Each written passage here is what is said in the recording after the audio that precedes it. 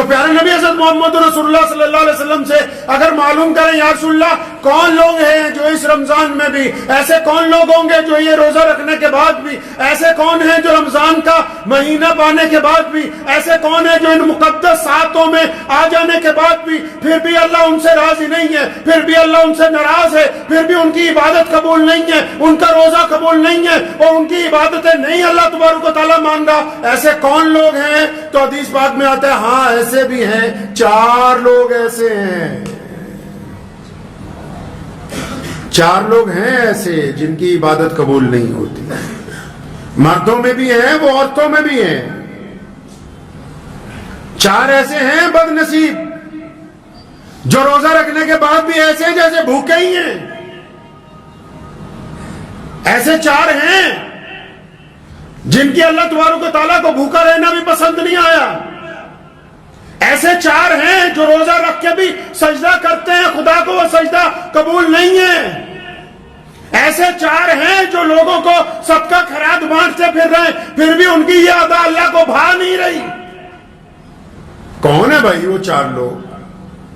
مردوں میں بھی ہیں عورتوں میں بھی ہیں، ان 4 میں سے پہلے تلاش کر لیں کہیں اللہ معاف فرمائے کہ ہم میں سے کوئی شامل تو نہیں۔ اگر ہماری گنتی ان 4 لوگوں میں ہوتی ہے تو اس کا مطلب ابھی ہم خسارے میں ہیں، ابھی ہم نقصان میں ہیں، ابھی ہم پریشانی میں ہیں۔ کون ہیں وہ 4 لوگ؟ آیا کہ سب سے پہلے رمضان کے اندر اس بندے کی مغفرت نہیں ہوگی، اللہ تعالیٰ اس کی دعا قبول نہیں فرمائیں گے جو بندہ شراب کا عادی ہو جائے اور رمضان کے اندر بھی شراب پینی بند نہ کرے تو اس کی مغفرت نہیں ہوگی۔ اب سارے کہنے گے شکر ہے بھائی ہم تو ان میں ہیں نہیں اکثر، چلو ایک منزل تو پار ہوئی کہ وہ تو شرابی تو معاشرے میں بہت کم ہوتے ہیں، آدھوں نے شکر ادا کیا ہوگا کہ چلو جی ایک کیٹاگری میں سے تو ہم نکل گئے، پہلے والے فیس میں سے تو گاڑی آگے چل پڑی۔ فرمایا اس بندے کی بھی عبادت قبول نہیں، اس کا روزہ نہیں قبول، اس کی کوئی عبادت اللہ تعالیٰ کو پسند نہیں۔ یا اللہ کس کی پسند نہیں؟ نبی علیہ السلام نے فرمایا جو بندہ اپنے ماں باپ کا نافرمان ہے، جو بندہ اپنے ماں باپ کے آگے بدتمیزی کرتا ہے، جو بندہ اپنی ماں کا کہنا نہیں مانتا، جو اپنے باپ کا کہنا نہیں مانتا، جو من مرضیاں کرتا پھرتا ہے، جس نے ماں باپ کی رضامندی حاصل نہیں کی، رمضان میں اس کی مغفرت نہیں ہو سکتی ہے۔ پھنس گئے بہت سارے لوگ، کئیوں کی گاڑی رک گئی ہے، بڑی بدتمیزی کرتے ہیں باپ کے ساتھ، بڑی سخت لہجے میں بولتے ہیں ماں کے ساتھ کہ پتہ نہیں تجھے میں نے روزہ رکھا ہوا ہے۔ ایسے روزے کا کیا کرنا جو روزہ قبولیت جن سے ہونا ہے، جن کی وجہ سے روزہ قبول ہوگا، جن کے ادب کی وجہ سے روزہ قبول ہوگا، جن کے آگے نظریں جھکانے سے روزہ قبول ہوگا، جن کے پاؤں دبانے سے روزہ قبول ہوگا، تو ان سے بدتمیزی کرتا پھرتا ہے، ایسے بندے کی رمضان میں مغفرت نہیں ہو سکتی ہے۔ چنگے چنگے لوگ، اچھے اچھے لوگ جو باہر دنیا میں بڑے ولی بنے نظر آتے ہیں، ماں باپ کا احترام نہیں کرتے، اپنے ماں باپ کے پاؤں نہیں دباتے۔ ایک صاحب تھے بڑے معمولی سے دیندار، اور جو دعا کرتے تھے قبول ہو جاتی تھی، اور حالانکہ کئی گناہ بھی کرتے تھے، تو بڑے حیران ہوئے امام صاحب، پوچھنے لگے تو کرتا ایسا کیا ہے؟ کہتا میں نے تو آج تک یہ دیکھا ہے کہ جو بھی مانگا ہے وہ قبول ہو جاتا ہے۔ کہاں جا کے مانگتا ہے؟ تو نماز پڑھتا ہے نکل جاتا ہے، کوئی لمبی دعائیں نہیں مانگتا۔ کہتا روز رات کو جب گھر جاتا ہوں نا، اپنے باپ کے اطمینان سے بہت دیر پاؤں دباتا ہوں، پھر اپنی ماں کے پیر دباتا ہوں، پھر ان کے دونوں پاؤں کو اپنی بازوؤں میں لپیٹ کے سر رکھ دیتا ہوں اللہ تعالیٰ کی حضور، اور پھر میں نے آج تک اپنے ماں باپ کے قدموں میں سر رکھ کے اپنے اللہ کے آگے جو کچھ مانگا ہے وہ عطا ہوا ہے، آج تک کوئی دعا رد نہیں ہوئی ہے۔ خود پیارے پیغمبر کہیے صلی اللہ علیہ وسلم نے فرمایا کہ اگر میری امی زندہ ہوتی اور بلال تکبیر کہتے میں نماز کے لیے چلا جاتا، مصلی پہ کھڑا ہو جاتا، اور فرمایا میری والدہ آواز مارتی محمد، تو فرمایا میں نماز چھوڑ کے اپنی ماں کے پاس جاتا۔ اب جو لوگ اس گناہ میں ملوث ہیں، رمضان میں بھی کتنا خوبصورت موقع ہے کتنے پیارے دن ہیں، کتنی پیاری راتیں، کتنا پیارا ساتھ ہے. اور اب تو اللہ تعالیٰ نے کتنی آسانی کروا دی کہ یہی جو واٹس ایپ ہے، یہی جو آپ کے ہاتھ میں موبائل پکڑا ہوا ہے، اگر ماں باپ دور بھی ہیں تو معافی کے چند جملے ندامت کے آنسوؤں کے ساتھ واٹس ایپ پہ ریکارڈ کر کے بھیجنے ہیں. چند باتیں فون پہ اپنی ماں سے کرنی ہے، اپنے باپ سے کرنی ہے. اور ماں باپ کے اللہ نے ماتا رکھا ہے معاف کرنے کا. اگر روزے دار اپنے والدین کو راضی کر لے گا تو پھر اللہ تبارک و تعالیٰ اس کا روزہ قبول کر لیں گے انشاءاللہ. اور جنہوں نے ماں باپ کو ستایا بہت ہے نا، اور ماں باپ چلے گئے دنیا میں سے، بڑی بدتمیزیاں کی ماں باپ کے ساتھ، روزانہ ہر ایک نماز کے بعد، روزانہ صبح کو، دوپہر کو، شام کو، افطار کے وقت، سحری کے وقت کثرت سے اپنے ماں باپ کے لیے مغفرت کی دعائیں مانگیں، کثرت سے اپنے ماں باپ کے لیے قرآن پاک پڑھ کے ان کو ایصال ثواب کریں. تب بھی اللہ تبارک و تعالیٰ راضی ہو جائیں گے جب آپ بار بار اپنے ماں باپ کی مغفرت کی دعائیں مانگیں گے. بغیر ماں باپ کی رضامندی کے یہ روزہ آگے چلنے والا ہے نہیں. اب تیسرا بندہ بھی ہے بھائی، تیسرا بندہ بھی ہے جس کا کام پھنسا ہوا ہے. ایک اور ہے جس کا روزہ قبول نہیں ہو رہا. کون ہے بھائی تیسرا بندہ؟ کون پھنس گیا؟ اب تیسرا بندہ وہ ہے جو رشتہ داریوں میں درار ڈالتا ہے، جو صبح شام رشتہ داریاں توڑتا ہے، جو رشتہ داروں کو دھمکیاں دیتا ہے، جو قطع رحمی کرتا ہے، جن کو اللہ اس کے رسول صلی اللہ علیہ وسلم نے آپ کے قرابت دار بنایا ہو. صبح شام صرف انہی کی برائیاں، صبح شام ایک رشتہ دار کو دوسرے رشتہ دار سے لڑاتا ہے، صبح شام اپنے پاس سے ایک خواب بناتا ہے کہ وہ رشتہ دار میرے خلاف ایسا کر رہا ہوگا، پھر دوسرے کو بتاتا ہے کہ اس کے خلاف یہ کرو. یہ سارا دن روزہ رکھتا رہے، نماز پڑھتا رہے، صدقے دیتا رہے، جب تک قطع رحمی کے معاملے کے اندر رسول اللہ کی پیروی اختیار نہیں کرتا، رشتہ داروں میں درار ڈالنی بند نہیں کرتا، تب تک اس کا روزہ قبول ہونے والا ہے نہیں ہے. آسیدہ سمجھا کہ نہیں سویر نو سحری کرنی ہے بہترین، اور شام نو ودیا روزہ کھولنا ہو گیا روزہ. بڑی مشکل ہے ڈگر پن گھٹ کی. اتنا آسان بھی نہیں ہے مسلمان ہونا. اعلیٰ ترین قوم ہے دنیا کی. اسلام آج دنیا کا سب سے بڑا مذہب ہے. کائنات میں اللہ تعالیٰ نے سب سے زیادہ عزتیں، طاقتیں، دولت، روئے زمین کے خطے، سب کچھ اس قوم کو عطا فرمایا. ایسے ہی نہیں عطا فرمایا، اللہ تعالیٰ نے اپنے پیارے نبی حضرت محمد رسول اللہ کو صاحب خلق عظیم بنایا. قرآن نے کہا کہ یا رسول اللہ آپ اخلاق میں سب سے اعلیٰ ہیں، اور پھر رسول اللہ نے اپنے اخلاق کو بانٹا پوری کائنات کے اندر. یہ امت اعلیٰ ترین امت اس لیے بنی کیونکہ ان کا کردار سب سے اعلیٰ ہے، اس لیے اللہ تبارک و تعالیٰ نے ان کو پسند فرمایا ہے. چوتھا بندہ بھی ہے. چوتھا تو بہت برا پھنسا ہوا ہے، کئیوں کی گاڑی وہیں رکی ہوئی ہے. چوتھا بھی ہے جس کا روزہ خراب ہو رہا ہے، جس کے روزے کے اندر خرابی ہے، جس کی مغفرت کا فیصلہ نہیں ہونے والا، جس کے سجدے قبول نہیں ہو رہے. چوتھا کون ہے یا اللہ؟ اللہ کے نبی صلی اللہ علیہ وسلم بتاتے ہیں چوتھا کون ہے یا رسول اللہ؟ کون ہے ایسا بندہ؟ ایک تو ماں باپ کا نافرمان ہے، ایک رشتہ داریاں توڑنے والا بھی ہے، قطع رحمی کرنے والا بھی ہے، شراب پینے والا بھی ہے. اب یہ چوتھا کون پھنس گیا؟ اچھے نمازی ہیں جو اس میں شامل ہیں. فرمایا چوتھا بندہ وہ ہے جو اپنے دل کے اندر دوسروں کے لیے بغض رکھتا ہے، نفرت رکھتا ہے، کینہ رکھتا ہے، دوسروں کے لیے بلا وجہ نفرت دل میں رکھتا ہے. اب یہ نفرت رکھ کے سجدہ کر رہا ہے. اگر میری جیب میں، عام مثال دے رہا ہوں میں، یہ کوئی قرآن حدیث میں نہیں ہے، اگر میری اوپر والی جیب میں پیسے ہوں، زیادہ سجدہ کروں گا گر جائیں گے. اگر اوپر والی جیب میں نعوذ باللہ کوئی نشے کی چیز ہو تو سجدہ کروں گا وہی گرے نا نیچے. کیا ہے اس دل کے اندر جو سجدہ کرتے ہو؟ فرمایا بغض رکھتے ہو دوسروں سے. دونوں صورتوں میں چغلی کو، غیبت کو، بہتان کو ایک ہی کیٹیگری میں محمد رسول اللہ نے رکھا. مان لیا کہ وہ بندہ شرابی ہے، مان لیا کہ اس بندے میں خرابی ہے، مان لیا چور ہے، ڈاکو ہے، عیاش ہے، بدماش ہے. لیکن اگر یہ بات تم اس کے منہ پہ کہتے اس کو برا لگتا کہ نہیں لگتا؟ برا لگتا. وہ تم سے لڑ پڑتا. تم منہ پہ اس لیے نہیں کہتے کہ منہ پہ کہوں گا تو یہ لڑ پڑے گا. تو نبی علیہ السلام نے فرمایا کہ اگر یہ اپنے بھائی کی غیبت کرتا ہے اس میں برائی ہے تو برائی کو بھی بیان کرنا فرمایا منع ہے، اور اگر اس میں برائی نہیں ہے، تم کہتے ہو کہ چور ہے وہ چور نہیں ہے، تم کہتے ہو بے ایمان ہے وہ بے ایمان نہیں ہے، تم کہتے ہو ریاکار ہے وہ ریاکار نہیں ہے، تم کہتے ہو زانی ہے وہ زانی نہیں ہے، اگر تم اپنے پاس سے بھی الزام لگاتے ہو، پہلی صورت میں غیبت ہے، اگر اس میں گناہ ہے تو غیبت کا گناہ، اور اگر اس میں وہ گناہ نہیں ہے تو بہتان کا گناہ۔ اب چغلیاں کرنے والے بھی خدا کے حضور بخشے جائیں گے کیا؟ اب بے ایمانیاں کرنے والے بھی روزے میں بخشے جائیں گے کیا؟ جن کے دل غیبت سے بھرے ہوئے ہوں، جو گھروں کے اندر اپنے گھروں میں اپنے بچوں کے ساتھ نفرت رکھتے ہوں،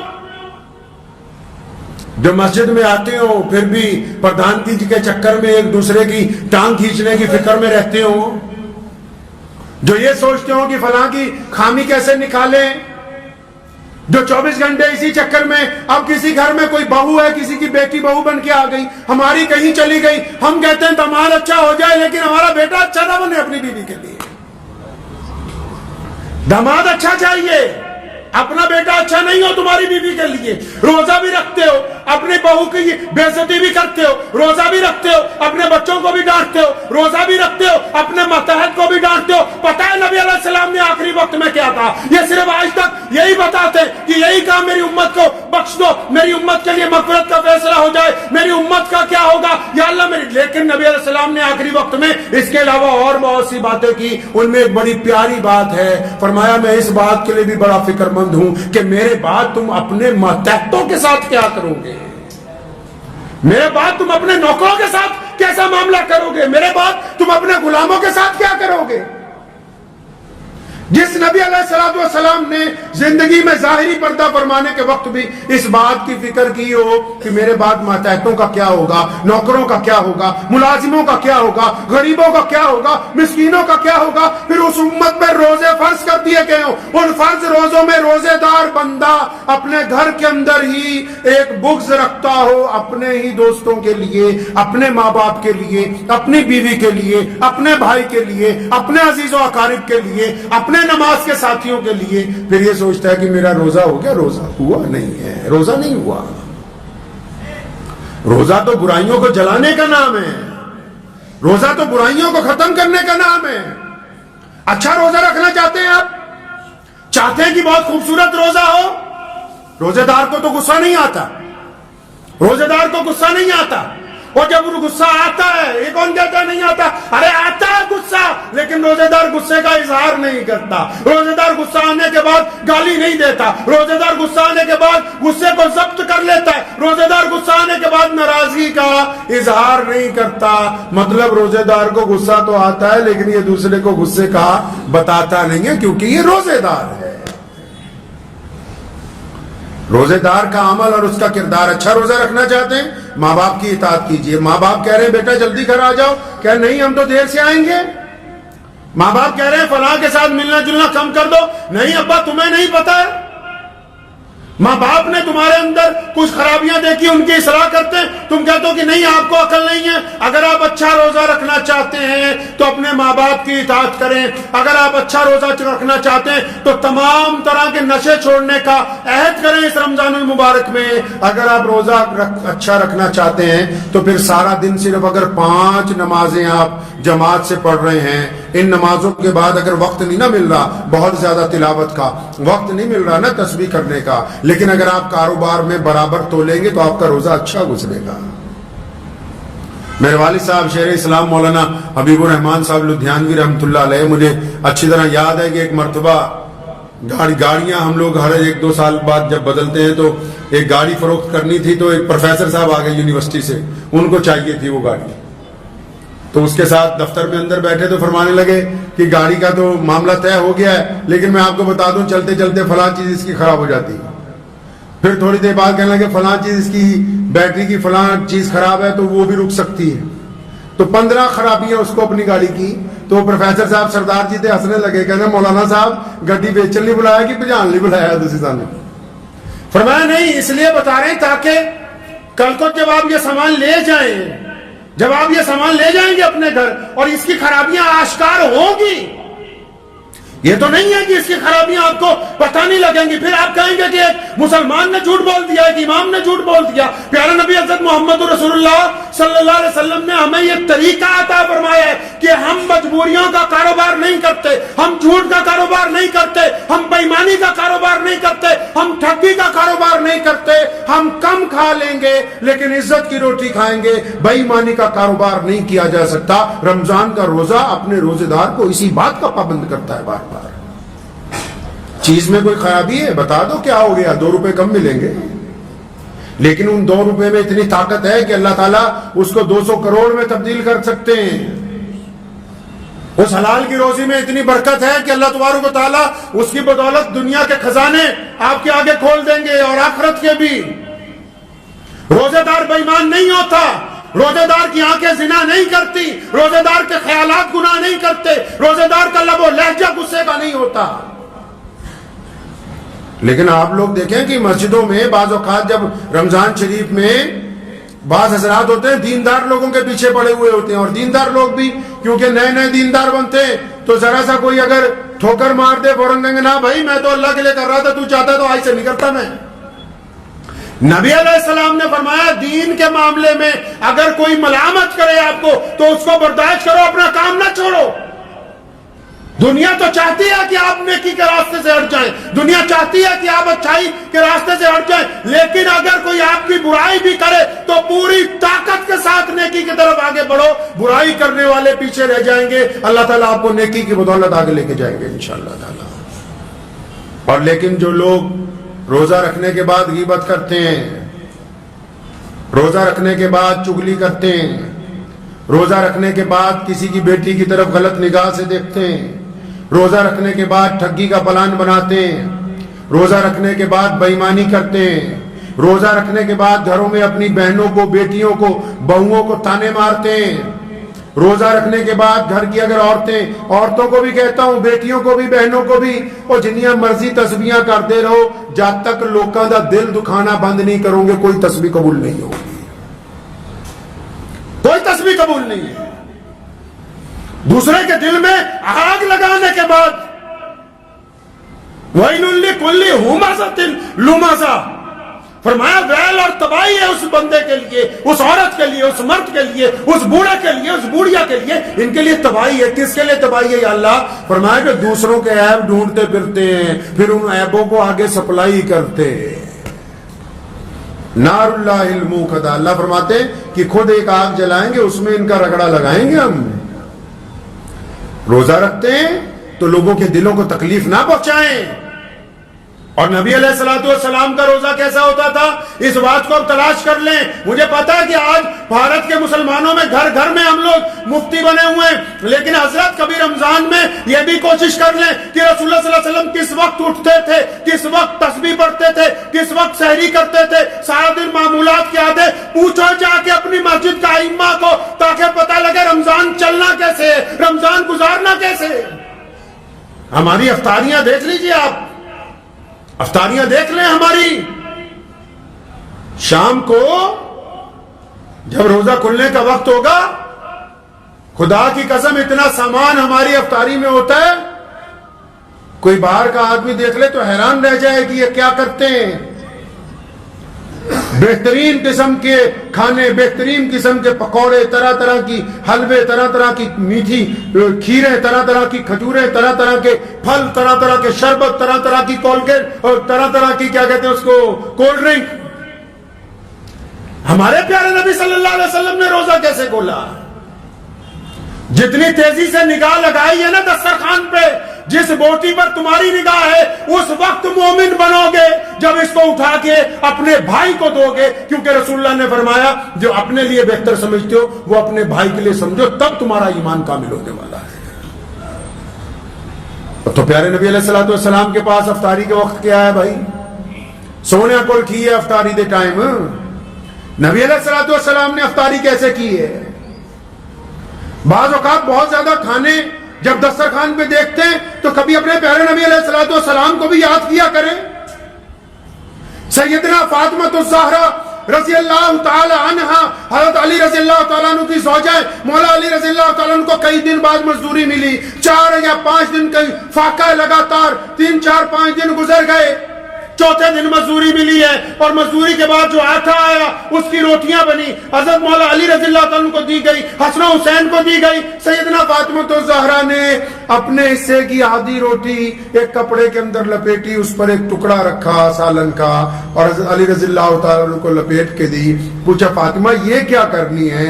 فرمایا علی جاؤ نا میرے ابا محمد رسول اللہ کو دے کے آؤ، میرے نبی علیہ الصلوۃ والسلام کا آج 5 دن سے فاقہ ہے، نبی علیہ السلام نے 5 دن سے کھانا نہیں کھایا۔ اتنی لمبی افطاریاں اگر یہ غریبوں تک پہنچا دی جائیں تو رسول اللہ صلی اللہ علیہ وسلم اس امتی پر فخر کریں گے قیامت کے روز۔ آؤ رسول اللہ کی افطاری دیکھتے ہیں۔ افطار کا وقت ہوتا ہے، محمد رسول اللہ مسجد نبوی میں ہے یا محمد رسول اللہ اپنے گھر کے حجرہ مبارک میں ہے، ایک بندہ چھت پہ کھڑا ہے سورج کو دیکھنے کے لیے کہ جیسے ہی یہ غروب ہو جائے بتا دیا جائے رسول اللہ کے ہاتھ میں ایک کھجور ہے، نبی علیہ الصلوۃ والسلام کے ہاتھ میں ایک کھجور ہے، یا کبھی ایک ہے یا ایک سے زیادہ کچھ ہیں۔ آپ صلی اللہ علیہ وسلم کھجور کھاتے، پانی پیتے، روزہ کھل جاتا ہے، نماز کی تیاری ہو جاتی ہے، تے اسی کا ماشاءاللہ افطاری جو کھائی نہ لینے عشاء ویلے اٹھیا ہی نہیں جاتا، اٹھیا ہی نہیں جاتا عشاء۔ کبھی دودھ سے روزہ کھولا، نبی علیہ السلام کو پسند نہیں تھا کہ دسترخوان کے اوپر آگ سے بنی ہوئی چیزیں آئیں۔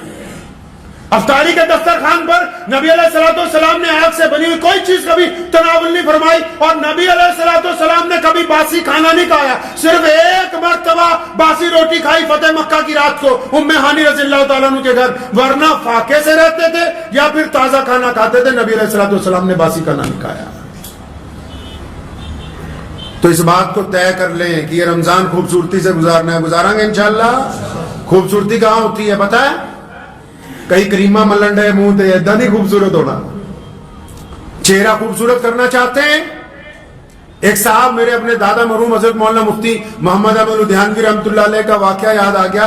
تشریف فرما تھے تو ایک صاحب آئے، فرمانے لگے حضرت وہ مجھے اپنی بیوی کا چہرہ اتنا خوبصورت نہیں لگتا، تھوڑی کالی ہے، تو کچھ علاج بتائیں اس کا۔ میں سوچا حضرت بتا دیں گے کہ فلاں چندن رگڑ کے لگانا، یہ کرنا وہ کرنا۔ تو دادا مرحوم رحمۃ اللہ علیہ نے کہا کہ بیٹا تم اور تمہاری بیوی دونوں نماز پڑھتے ہو نہیں؟ نماز کی پابندی کریں اور اپنی زبان کو شکوے سے روک لو بس۔ آپ یقین مانے کہ وہ بندہ 15-20 دن بعد آیا، کہنے لگا نماز کی برکت سے اب میری اہلیہ کے چہرے پر کشش ہے، اب اس کے چہرے پر نور ہے۔ بندہ جتنی مرضی سرخی پاؤڈر لگا لے، جب تک دل گندا رہے گا، جب تک عبادت میں یہ دل جھکے گا نہیں، جب تک کوڑا کرکٹ اس میں سے نکلے گا نہیں، جب تک من پاک نہیں ہوگا، چہرے پر تسلی آ نہیں سکتی ہے۔ رنگ میں کچھ نہیں رکھا، اللہ تبارک و تعالیٰ نے دلوں کے نور چہروں کے اوپر عطا فرمائے، اس دل کو پاک کر لیجئے، چہرہ منور ہو جائے گا انشاءاللہ تعالی۔ تو یہ روزہ گزاریں گے انشاءاللہ اچھی طرح گزارنا ہے۔ دھیان رکھنا ہے ان لوگوں کا جو آس پاس غریب ہیں۔ ہم محمد رسول اللہ کی امت میں سے ہیں، ہم بانٹنے والے ہیں، مانگنے والے نہیں ہیں۔ رسول اللہ صلی اللہ علیہ وسلم نے بانٹنے کا حکم دیا، رمضان میں تو تیزی سے بانٹنے کا حکم دیا، اور صرف پیسے ہی نہیں بانٹنے، ہم نے خوشیاں بھی بانٹنی ہیں، ہم نے آنسو بھی پہنچنے ہیں، ہم نے غریبوں کا ساتھ بھی دینا ہے، ہم نے رسوا لوگوں کو عزت عطا کرنی ہے، اور ہم نے ناراضوں کے ساتھ مصافحہ کر کے ان کو گلے سے لگانا ہے۔ صرف پیسے ہی نہیں بلکہ چاروں طرف خوشیاں بھی بانٹنی، یہی رمضان المبارک ہمیں سکھانے کے لیے آیا ہے۔ تو دعا کیجئے انشاءاللہ تعالی۔ رمضان المبارک کے کچھ بہترین واقعات ذہن میں تھے نبی علیہ الصلوۃ والسلام کی سحری کے افطاری کے، تو انشاءاللہ تبارک و تعالی اللہ نے چاہا تو آئندہ جمعے وہ آپ سے بات ہوگی، اور میں امید کرتا ہوں کہ ہم سب مسلمان بھائی بہن اس رمضان میں پابندی کے ساتھ جب روزہ رکھیں گے، روزہ رکھنے کے بعد کسی کے دل کو تکلیف نہیں پہنچائیں گے، انشاءاللہ حلال روزی سے روزہ کھولیں گے، خود بھی کھائیں گے، دوسروں کو بھی کھلائیں گے، اور نماز تراویح کو اطمینان کے ساتھ ادا کریں گے، اور ہمارا رب جب ہم سے راضی ہو جائے گا تو امید ہے کہ جس طرح ہم دنیا میں ملتے ہیں انشاءاللہ تعالی جنت کے اندر بھی آپس میں ملاقات ہوتی رہے گی۔ وآخر دعوانا ان الحمدللہ رب العالمین۔ مجھے امید ہے کہ آپ کو یہ ویڈیو پسند آئی ہوگی۔ اگر پسند آئی ہو تو یہ آپ اپنے دوستوں کے ساتھ شیئر کریں، اور اس چینل کو سبسکرائب ضرور کریں۔